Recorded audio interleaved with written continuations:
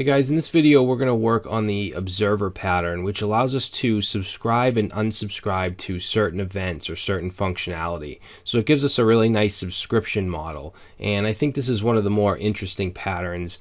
It can be used to notify the DOM of certain elements to be updated. Actually, AngularJS relies heavily on this pattern through event management within the scope. What I want to do here is first give you an example using prototypes and then give you an example using ES6 classes. So we're going to create some buttons that will allow us to subscribe and unsubscribe to certain click events. So first thing we'll do is create a little UI here. We're just going to add a couple buttons. We're not going to use skeleton or anything. It's just going to be a couple buttons. So I don't want to add any framework or anything like that. So let's create a button.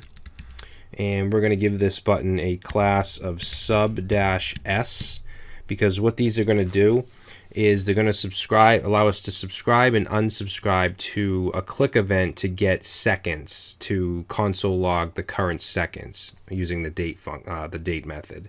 And then we'll also create buttons to subscribe and unsubscribe to getting milliseconds.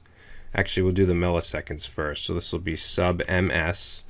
We're going to say subscribe to milliseconds. And then I'm just going to go ahead and copy that line. And this one will have a class of sub-s, or I'm sorry, not sub-s, it'll be unsub-ms. And then we'll say unsubscribe from milliseconds. And then we're going to have one more button. I'm just going to put a couple line breaks. And we'll put one more button here. Whoops, that's not right. And then this is going to be to actually fire the event. So let's say fire, and we'll change the class to fire. Okay, so very simple UI, very ugly UI, but that's all right. And now what we want to do here is create a constructor function called event observer. All right, so this constructor function will have one property called observers, which represents the functions that will be passed into it. It'll be an array, and underneath that we're going to create a prototype. So let's say event observer dot prototype. We'll set that to an object, and then we'll put in subscribe. So we're doing this instead of doing like dots, prototype dot subscribe. We're just putting it all into an object like this, and each one will be a function, and it's going to actually take in a function. So I'm going to put in here fn. Okay, so we want to be able to subscribe to this function, and then we want to push it on to our observers. So this dot observers dot push, I can spell, and we want to pass in that function, and then I just want to do a console.log just to notify the user that they're actually subscribed to that handler. Okay, so let's say you are now subscribed to. Now we can't just put fn because that'll print out the entire function. We want just the name, so we're going to use .name. I don't know if we've used that yet, function .name. So that's the subscribe. Let's put a comma here, and let's do the unsubscribe.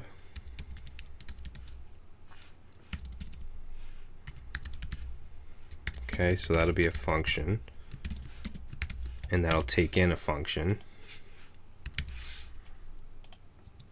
So the unsubscribe, we're going to say this dot observers, and we want to set this equal to this dot observers dot filter.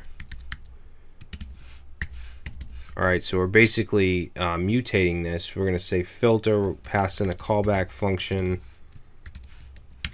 and we just want to in here do an if statement.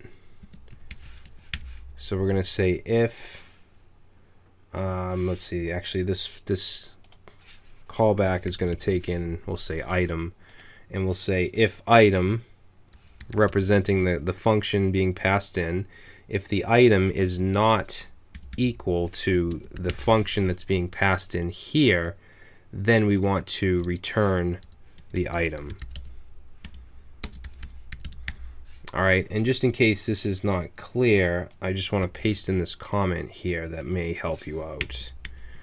So this is filtering out from the list whatever matches the callback function.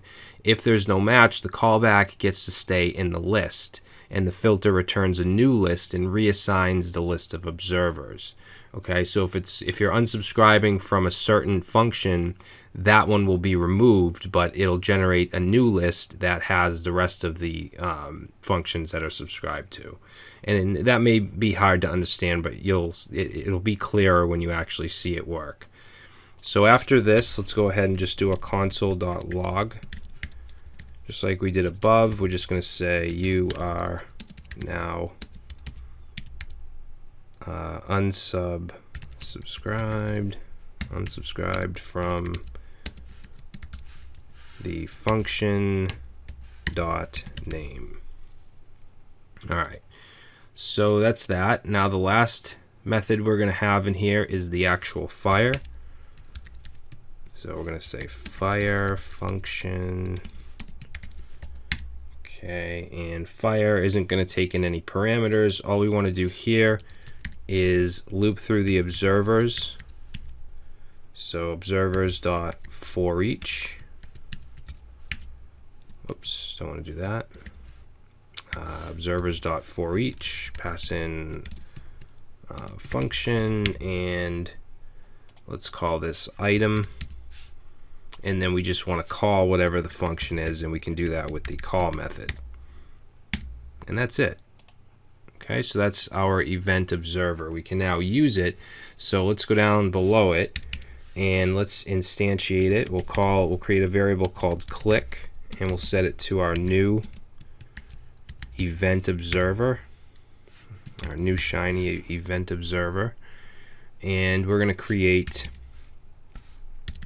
our event listeners. So remember, we have a couple buttons here. We have the sub ms and unsub ms, and then the fire button. So let's say document dot, let's do query selector actually, and we have our sub dash ms. We're going to add event listener to that. Go ahead and pass in a function.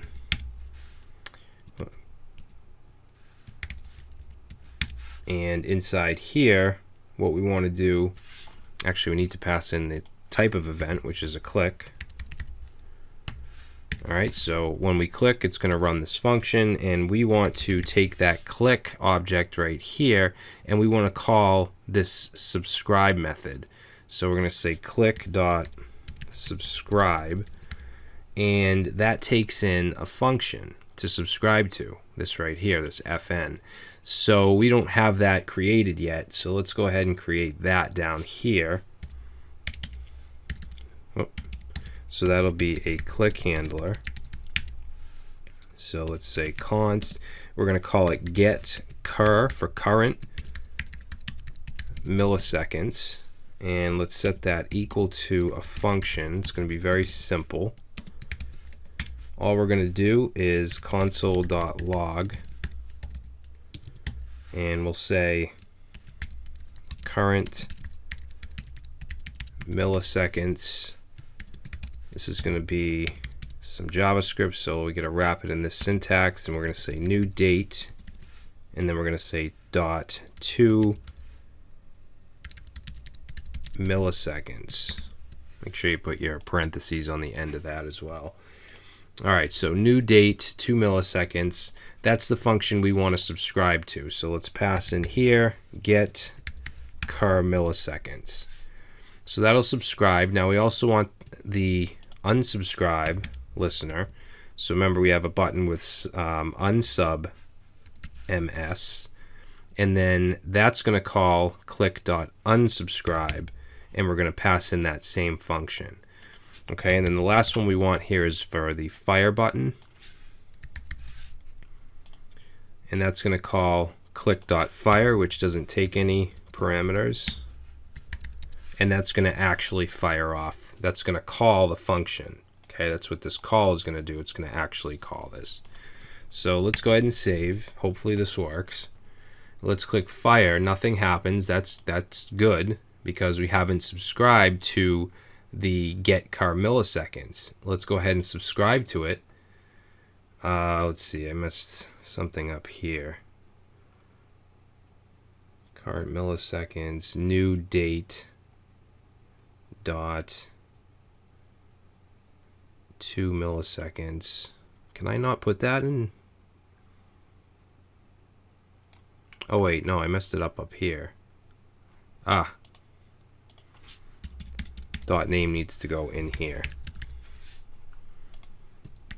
Alright, let's try that again. So we're not subscribed. Let's go ahead and click subscribe. And now you'll see you are now subscribed to get car milliseconds. That's what this FN name is giving us.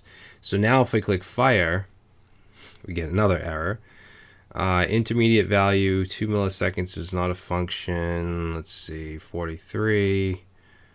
I knew something was wrong here. It's get milliseconds. Alright, so again, we'll subscribe, click fire, and now it gets the current milliseconds. If I keep clicking, you'll see I'll keep getting them. Alright, now if I unsubscribe, you'll see now I'm unsubscribed, and if I click fire, nothing happens. If I click subscribe again, and I click fire, it's back. So that's what the observer pattern allows us to do, and although this is a very simple, kind of useless example, you can think up in your head the kinds of things that you can do with it. Now, we can do this with multiple functions, obviously, so what I'm going to do is create a couple more buttons. I'm going to copy these 3 lines, and let's change this to sub S and unsub S, and we'll say subscribe to seconds, and then unsubscribe from seconds. Alright, and then what I'll do is go back here and create a new click handler called get car seconds, and then we're going to say current seconds, and then change this to, instead of get milliseconds, get seconds. Okay, and then we're going to create 2 more event listeners for those 2 new buttons. And this time we're going to do sub S, and that's going to subscribe to get car seconds. And then unsub S will unsubscribe from get car seconds. So now if we save this over here, if I click fire, nothing happens. Subscribe to milliseconds, I click fire, we get milliseconds. Subscribe to seconds and click fire, we get both the milliseconds and the seconds. Alright, you can see I'm getting both because I'm subscribed to both. If I unsubscribe from milliseconds and click fire, now I'm only getting seconds. If I unsubscribe from seconds, now I get nothing. I'm not subscribed to anything. Alright, so pretty powerful. Now, real quick, I just want to create another file here, and we'll call this app es6.js. Doesn't really matter what you call it. Then we're just going to copy everything. And just a refresher, how to turn ES5 base object-oriented programming into ES6 classes. We can turn this into a class, event observer, and we would need to have a constructor. And we're going to set this property inside the constructor. And then we want these functions to be methods of the class. So we'll have subscribe, which will have this syntax. It'll take in the function, and then we'll just take the body of the function here, put that in there. All right, then we'll have unsubscribe.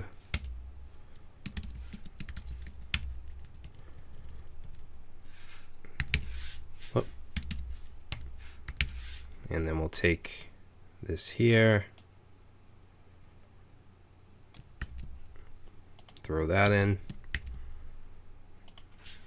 And then we'll have our fire, which is this right here. And then we can get rid of this, all the prototype stuff. Okay, and it should work the exact same way. We still instantiate it with the new keyword, and we should be able to do everything else. So let's save this, and then let's go to index.html and change this to app es6.js. Let's go ahead and click fire. Nothing happens. Milliseconds, fire works. Subscribe to seconds. Okay, we're getting both. Unsubscribe for milliseconds, we're just getting seconds. Unsubscribe from seconds, and we're getting nothing. So that works the same way. It's just using classes instead. So I mean, it's up to you what you want to use. But again, this is syntactic sugar. It's just a convenient syntax for this here. All right, guys. So that's it for the observer pattern. Thank you for watching, and I will see you in the next video.